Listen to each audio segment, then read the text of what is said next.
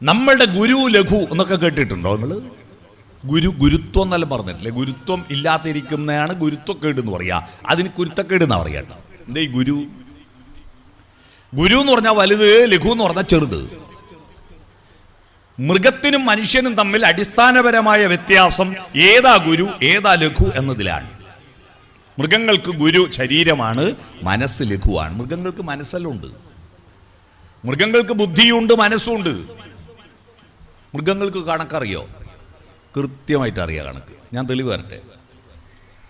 നിങ്ങൾ റോഡിലൂടെ വണ്ടി ഓടിച്ചു പോകുമ്പോൾ, ഒരു ബൈക്ക് ഓടിച്ചു പോകുമ്പോൾ റോഡിൻ്റെ പകുതിക്ക് ഇപ്പുറത്തൊരു പട്ടി കിടക്കുന്നു. പട്ടി കിടക്കുന്നുണ്ടെങ്കിൽ ബൈക്കിന് പോകേണ്ട സ്ഥലം അതിൻ്റെ അപ്പുറത്തുണ്ട്. പട്ടി അനങ്ങൂല, കിടന്നിടത്ത് കിടക്കും. അതിന് കണക്കറിയാലോ, ഇത്ര വീതിയേ ഉള്ളൂ ആ വണ്ടിക്ക് എന്ന് കണക്കറിയാലോ. എന്നാൽ ഒരു ലോറി വന്ന് നോക്കട്ടെ, ലോറിക്ക് വീതി ജാസ്തി ഉണ്ടെന്ന് പട്ടിക്ക് മനസ്സിലായിട്ടാണ് പട്ടി എഴുന്നേറ്റ് മാറിക്കൊടുക്കുന്നത്. അപ്പോൾ കണക്ക് പട്ടിക്കറിയാലോ. അതിനും മനസ്സുണ്ട്.